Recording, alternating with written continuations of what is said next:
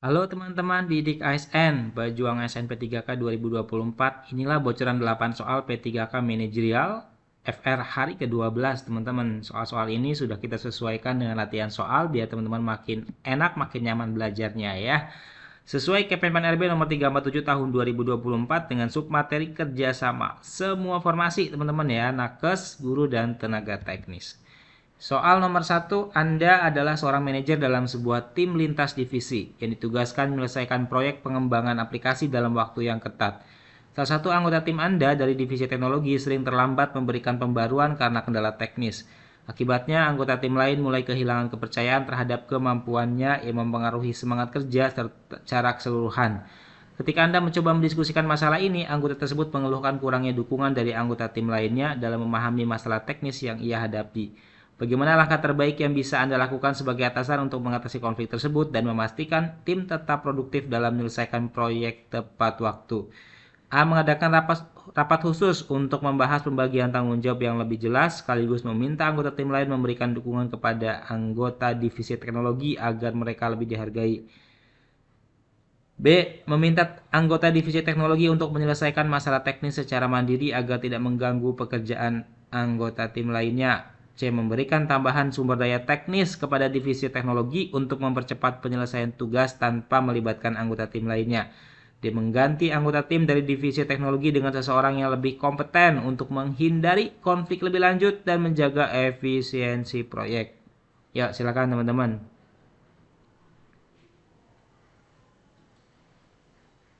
Oke, kita lihat jawaban terbaiknya. Nah, 4 poin atau skor 4 ada di A, kemudian 3 poin di C, 2 poin di B, dan 1 poin di D ya. Jawaban terbaik di A, mengadakan rapat khusus untuk membahas pembagian tanggung jawab yang lebih jelas, sekaligus meminta anggota tim lain memberikan dukungan kepada divisi teknologi yang agar mereka merasa dihargai. Ya, ini masalahnya ada satu divisi ya. Divisi teknologi ini terlambat memberikan pembaruan ya karena ada kendala. Nah, ini kehilangan anggota tim lain ini mulai kehilangan kepercayaan ya karena semangat kerjanya secara keseluruhan tuh menurun gitu. Ini mempengaruhi ya pekerjaan satu divisi mempengaruhi pekerjaan dari keseluruhan divisi lain gitu ya. Jadi ini butuh pembagian tugas yang jelas teman-teman, pembagian tanggung jawab yang jelas supaya nanti speed kerjanya tentu saja bisa merata menyeluruh ya. Progres ini bisa dilakukan secara bersama-sama.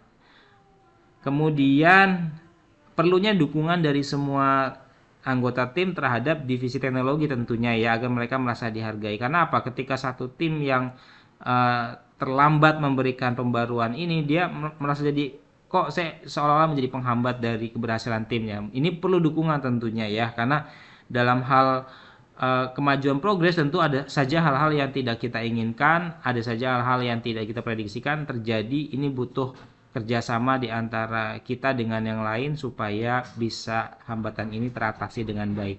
Oke, lanjut soal nomor 2. Anda memimpin sebuah tim yang terdiri dari anggota dengan latar belakang budaya dan keahlian yang beragam. Dalam salah satu diskusi terdapat perbedaan pendapat yang tajam antara dua anggota tentang metode yang paling efektif untuk menyelesaikan tugas tertentu. Salah satu anggota ingin menggunakan pendekatan konservatif yang telah terbukti, sedangkan yang lain mendorong penggunaan teknologi baru yang belum diuji sepenuhnya. Ketegangan ini mulai mempengaruhi dinamika kerja tim dan memperlambat pengambilan keputusan. Apa tindakan terbaik yang dapat Anda lakukan untuk memastikan tim dapat menemukan solusi yang optimal tanpa mengorbankan kerjasama tim? A. Memutuskan untuk menggunakan pendekatan konservatif karena telah terbukti efektif, sehingga tim dapat segera melanjutkan pekerjaan tanpa perdebatan lebih lanjut. B. Memimpin diskusi untuk mengevaluasi kelebihan dan kekurangan dari kedua pendekatan secara objektif, sekaligus mendorong anggota untuk bekerja sama dalam menggabungkan elemen terbaik dari kedua metode. C. Meminta anggota yang mendukung teknologi baru untuk membuktikan efektivitasnya sebelum tim membuat keputusan tanpa melibatkan anggota tim lainnya. D. Menyerahkan keputusan sepenuhnya kepada salah satu anggota untuk menghindari konflik lebih jauh sehingga tim dapat fokus pada implementasi. Yuk teman-teman, kira-kira jawaban terbaiknya di opsi yang mana? Oke, kita lihat. Ya, skor 4 ada di B, memimpin diskusi untuk mengevaluasi kelebihan. Ya, di sini kita sebagai pemimpin tim, teman-teman ya. Anggotanya memiliki latar belakang budaya yang berbeda. yang beragam gitu ya. Maka kita harus memimpin diskusi karena kita sebagai kepala tim ya. Evaluasi kelebihan dan kekurangan kedua pendekatan secara objektif. Tadi kan ada pendekatan yang konservatif, ada pendekatan teknologi baru. Nah, ini bagaimana caranya kedua pendekatan dapat bekerja sama dengan baik, digabungkan elemen terbaiknya ya, sehingga menghasilkan cara kerja yang terbaik. Ini jawaban terbaik ada di B, teman-teman ya. Sekali lagi kisi-kisi kita tentang kerja sama. Yuk teman-teman, kisi-kisi kita tentang kerjasama ya, tentu ada kisi-kisi lain yang berkaitan dengan P3K. Boleh di like dan subscribe video ini agar menemukan video dengan kisi-kisi yang lainnya. Lanjut soal nomor 3. Anda memimpin sebuah tim yang bertugas menyelenggarakan sebuah acara besar untuk memperkenalkan layanan baru perusahaan. Dalam persiapan terdapat anggota tim yang bekerja secara berlebihan untuk mengejar target, tetapi mengabaikan kolaborasi dengan anggota lain. Hal ini menyebabkan anggota lain merasa kurang dihargai, sehingga motivasi mereka menurun. Akibatnya beberapa tugas penting mulai terlambat diselesaikan. Apa langkah yang tepat untuk mengatasi masalah ini dan memastikan seluruh tim bekerja sama dengan baik hingga acara selesai? A. Memberikan penghargaan khusus kepada anggota yang bekerja keras untuk memotivasi anggota lain agar bekerja lebih keras. B. Meminta anggota yang kurang aktif untuk meningkatkan kontribusi mereka tanpa mengubah pembagian kerja yang ada. C. Membiarkan situasi berjalan apa adanya, karena fokus utama adalah menyelesaikan acara tepat waktu meskipun beberapa anggota merasa kurang dihargai. D. Menjadwalkan pertemuan tim untuk membahas pentingnya kolaborasi dan meminta semua anggota tim berbagi tanggung jawab secara adil. Nah, ini adanya kasus anggota yang bekerja berlebihan ya, ngejar target, tapi mengabaikan kolaborasi ya. Yang lain tuh merasa jadi kurang dihargai ya, karena kurang dilibatkan. Kita lihat jawaban terbaik ada di D tentu saja, menjadwalkan pertemuan tim untuk membahas pentingnya kolaborasi dan meminta semua anggota tim berbagi tanggung jawab secara adil. Nah, ini penting kolaborasi, pelibatan teman-teman ya. Semua anggota dilibatkan dalam proyek ini, dalam pekerjaan ini, sehingga merasa dihargai, ya, dan tentu saja ada pembagian tanggung jawab yang adil. Baru kemudian B dengan 3 poinnya, meminta anggota yang kurang aktif untuk meningkatkan kontribusi mereka tanpa mengubah pembagian kerja yang ada. Ya, lanjut nomor 4. Dalam proyek lintas divisi yang Anda pimpin, ada konflik tim pemasaran dan tim teknologi terkait cara terbaik untuk memperkenalkan fitur baru kepada pelanggan. Tim pemasaran ingin menggunakan metode tradisional seperti brosur cetak, sementara tim teknologi mendorong penggunaan platform digital yang lebih hemat biaya. Konflik ini menghambat kemajuan proyek, dan sebagai pemimpin Anda perlu segera mengambil langkah untuk menyatukan visi mereka. Langkah apa yang paling strategis untuk memastikan kolaborasi antara kedua tim dan menyelesaikan konflik? A. Membagi tugas kepada kedua tim untuk menjalankan metode masing-masing secara paralel sehingga kedua pihak merasa dihargai. B. Mengadakan rapat gabungan untuk mendiskusikan kelebihan dan kekurangan setiap metode lalu mengambil keputusan berdasarkan kesepakatan bersama. C. Memutuskan untuk mengikuti metode tim teknologi karena lebih hemat biaya dan relevan dengan tren saat ini. D. Meminta kedua tim untuk menyelesaikan rencana mereka dengan panduan yang Anda tetapkan tanpa perlu diskusi lebih lanjut.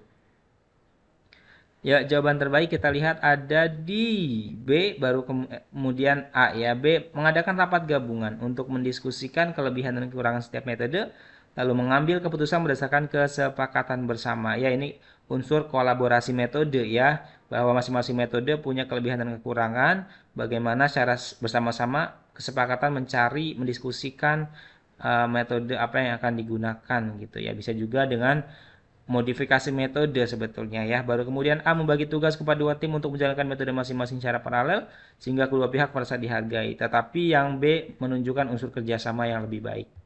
Nomor 5, Anda adalah supervisor di sebuah departemen yang sedang mengalami reorganisasi besar-besaran. Salah satu tugas utama Anda adalah memastikan anggota tim dapat bekerja sama untuk mencapai target baru. Namun beberapa anggota tim merasa khawatir dengan perubahan ini sehingga motivasi mereka menurun. Beberapa dari mereka bahkan cenderung bekerja sendiri tanpa berkoordinasi dengan rekan kerja lainnya. Apa yang sebaiknya Anda lakukan untuk meningkatkan kerjasama tim di tengah reorganisasi ini? A. Mengadakan lokakarya pengembangan tim untuk membangun kepercayaan dan memperkuat kerjasama antar anggota tim. B. Memberikan penghargaan individu kepada anggota yang tetap produktif meskipun situasi sedang berubah. C. Menekankan pentingnya hasil akhir proyek dan meminta anggota tim untuk menyelesaikan tugas masing-masing sesuai tenggat waktu. D. Memberikan penghargaan memberikan pengarahan langsung tentang tanggung jawab baru tanpa mengadakan diskusi tambahan agar tim dapat segera bekerja. Ya, kita lihat jawaban terbaiknya ada di A, baru kemudian C ya. Ini lokakarya pengembangan tim membangun kepercayaan dan memperkuat kerjasama. Ya, ini supaya tidak bekerja sendiri-sendiri ya. Karena ini ada anggota tim yang khawatir dengan perubahan. Ya, motivasi mereka menurun ya. Bahkan kecenderungannya bekerja sendiri-sendiri tanpa koordinasi. Maka lokakarya ini menjadi solusi ya.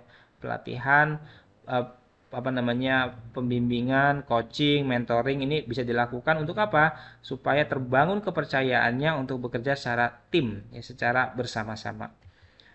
Oke, Bidik ASN teman-teman akan mengadakan webinar gratis ya P3K 2024 hari ini teman-teman Mansoswan spesial Hari Nusantara Indonesia. Pretest akan dilakukan 13 sampai 17 Desember. Masih bisa ya teman-teman untuk membuka website melakukan pretest. Webinarnya 17 Desember 2024 jam 8 malam waktu Indonesia Barat ya. Pendaftaran di bit.ly/webinar_bidik ASN. Bersama Bang Didik tentunya seorang ASN P3K Pemprov DKI Jakarta. Untuk informasi lebih lanjut bisa cek infonya di @bidik_asn, Instagram, Facebook, X, TikTok, dan YouTube. Soal nomor 6, Anda memimpin tim yang bertugas menangani pelanggan penting perusahaan. Saya ulang, Anda memimpin tim yang bertugas menangani pelanggan penting perusahaan. Salah satu anggota tim sering bekerja sendiri tanpa berkoordinasi yang mengakibatkan informasi tidak tersampaikan dengan baik kepada pelanggan. Hal ini membuat beberapa tugas menjadi tumpang tindih dan menghambat penyelesaian pekerjaan. Apa tindakan paling efektif yang dapat Anda ambil untuk memastikan tim bekerja secara kolaboratif dan memberikan pelayanan terbaik kepada pelanggan? A. Memberikan teguran langsung kepada anggota tim yang sering bekerja sendiri agar mereka lebih aktif berkoordinasi. B. Menunjuk satu orang sebagai koordinator yang memantau pengembangan informasi dalam tim. C. Mengadakan pertemuan mingguan untuk membahas pembaruan tugas dan memastikan setiap anggota tim saling berbagi informasi dan membiarkan tim bekerja sesuai metode mereka masing-masing selama target utama tercapai. Ya, ini unsurnya adalah kerjasama, teman-teman ya. Mana yang paling ada kolaborasi di antara opsi yang lain. Kita lihat jawaban terbaik ada di C, baru kemudian B ya. Mengadakan pertemuan mingguan untuk membahas pembaruan tugas dan memastikan setiap anggota tim saling berbagi informasi. Ini sebuah jaminan, ini sebuah kepastian bahwa akan ada kolaborasi yang dilakukan setiap mingguan ya, komunikasi, koordinasi setiap mingguan supaya ada pembaruan tugas tuh dibahas di dalam forum tersebut. Ya, jadi lebih terpastikan adanya pembagian informasi atau koordinasi melalui forum ini. Baru kemudian B, menunjuk satu orang sebagai koordinator memantau pembagian informasi dalam tim. Ini bisa dilakukan, tapi C, lebih kolaboratif, teman-teman. Nomor 7, Anda memimpin sebuah proyek pengembangan produk baru yang melibatkan kolaborasi antara divisi riset dan pengembangan R&D, serta divisi pemasaran. Tim R&D berfokus pada fitur teknis dan inovasi produk, sedangkan tim pemasaran lebih menekankan kebutuhan pelanggan dan kecepatan peluncuran produk ke pasar. Perbedaan prioritas ini memicu ketegangan yang mengakibatkan lambatnya pengambilan keputusan dan potensi keterlambatan peluncuran produk. Apa langkah paling strategis yang harus Anda ambil untuk memastikan kedua tim dapat bekerja sama dengan lebih efektif? A. Meminta tim pemasaran menyesuaikan jadwal mereka agar sejalan dengan kebutuhan teknis tim R&D. B. Membuat roadmap. Roadmap itu peta jalan ya. Peta ya roadmap lah ya teman-teman pasti tahu. Membuat roadmap yang menjelaskan prioritas kedua tim dan menentukan batas waktu untuk setiap tahap pengembangan. C. Mengadakan rapat mingguan untuk memonitor perkembangan proyek tanpa merinci tanggung jawab masing-masing tim. D. Menunjuk seorang mediator eksternal untuk menyelesaikan konflik di antara kedua tim tanpa perlu mengubah prioritas mereka.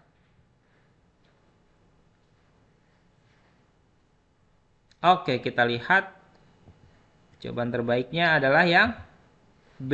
Membuat roadmap penyelesaian prioritas kedua tim dan menentukan batas waktu untuk setiap tahap pengembangan. Ya, ini ada pengembangan produk baru, ada divisi R&D dan divisi pemasaran ya. R&D fokusnya pada inovasi produk, pemasaran adalah menekan kebutuhan pelanggan dan kecepatan peluncuran produk ke pasar gitu ya. Maka roadmap ini dibutuhkan supaya kedua tim memiliki keselarasan prioritas. Ya, dan ada batasan waktu atau timeline nih. Oh, untuk inovasi sampai tanggal sekian, apa saja target kegiatannya, untuk pemasaran tanggal sekian-sekian, apa saja target waktunya gitu ya. Jadi lebih ada kejelasan proses ya, kejelasan alur progresnya. Lanjut soal nomor 8 for you, teman-teman boleh dijawab di kolom komentar. Dalam sebuah proyek lintas departemen di perusahaan Anda, beberapa anggota tim berasal dari latar belakang budaya yang berbeda dengan gaya komunikasi yang beragam. Sebagian anggota merasa nyaman berbicara secara langsung saat menyampaikan ide, sementara yang lain cenderung lebih berhati-hati dan memilih menyampaikan pendapat secara tertulis. Perbedaan ini mulai menimbulkan kesalahpahaman, menghambat diskusi dan memperlambat kemajuan proyek serta sebagai pemimpin tim, Anda bertanggung jawab menciptakan suasana kerja yang harmonis agar semua anggota tim dapat bekerja sama secara efektif. Langkah apa yang paling efektif untuk mengatasi perbedaan gaya komunikasi dan memastikan semua anggota tim dapat berkontribusi secara optimal? A. Mengadakan lokakarya internal yang fokus pada pengembangan keterampilan komunikasi lintas budaya untuk seluruh anggota tim nanti setelah proyek selesai dikerjakan. B. Membentuk aturan tim yang menggabungkan komunikasi verbal dan tertulis, memberikan opsi kepada anggota tim untuk memilih metode yang paling sesuai dengan mereka. C. Meminta anggota yang cenderung lebih berhati-hati untuk lebih aktif berbicara dalam diskusi agar sesuai dengan mayoritas gaya komunikasi dalam tim. D. Membiarkan setiap anggota menggunakan gaya komunikasi mereka tanpa intervensi dengan harapan tim akan menyesuaikan secara alami seiring waktu. Ya, ini jawabannya bisa teman-teman berikan di kolom komentar. Oke, Bimbel Bidik ASN mengadakan membuka soal-soal teman-teman. Ada soal pengadministrasian perkantoran di harga 129.000. Kita buka di 99.000 saja, bebas akses selama 6 bulan. 1 paket soal gratis, 3 paket soal HOTS dan berkualitas disertai pembahasan soal dan analisa hasil pengerjaan. Sudah termasuk manajerial, sosial kultural dan wawancara. Jadi free manesonya. Ya, ada juga paket soal mahasiswa umum teman-teman. Ini spesial ya. 119.000, kita jual 89.000 saja, bebas akses selama 6 bulan, 1 paket soal gratis, 3 paket soal HOTS dan berkualitas disertai pembahasan soal dan analisa hasil pengerjaan. Kemudian ini hanya fokus pada manajerial, sosial kultural dan wawancara. Sesuai kisi-kisi Kemenpan RB nomor 347 tahun 2024 tentunya. Tersedia juga soal pengelola umum operasional, pengelola layanan operasional dan penata layanan operasional. Untuk mendapatkan informasi lebih lanjut, paket dapat dilihat di www.bidiksn.com atau kunjungi media sosial kami @bidik_asn ya. Ini ada Instagram, Facebook, Twitter atau X, TikTok dan YouTube kami. Like dan subscribe video ini. Puluhan video telah diupload sesuai dengan kisi-kisi P3K 2024 dan akan terus ada upload video P3K dan CPNS setiap harinya.